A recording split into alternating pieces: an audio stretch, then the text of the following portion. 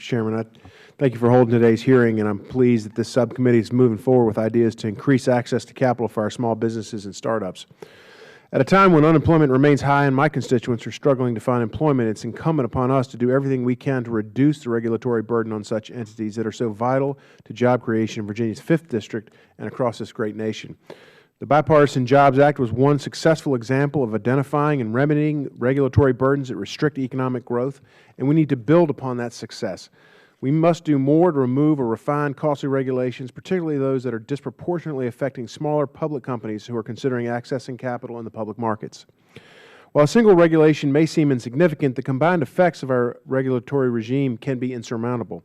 One such requirement is the Extensible Business Reporting Language, or XBRL, which was mandated by the SEC in 2009. While the SEC's rule is well intended, this requirement has become another example of a regulation where the costs outweigh the potential benefits.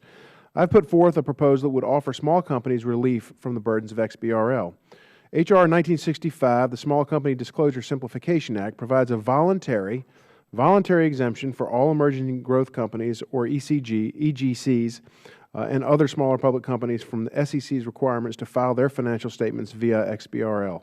I believe this proposal is a measured step forward, and during the 113th Congress, identical legislation passed out of this committee by a bipartisan vote of 51-5. I look forward to the testimony of our distinguished witnesses and thank them for their appearance before the subcommittee today.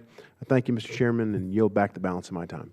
So the gentleman yields back. I don't believe there's any other opening statements by the committee. So at this point, we turn to our panel. And just as a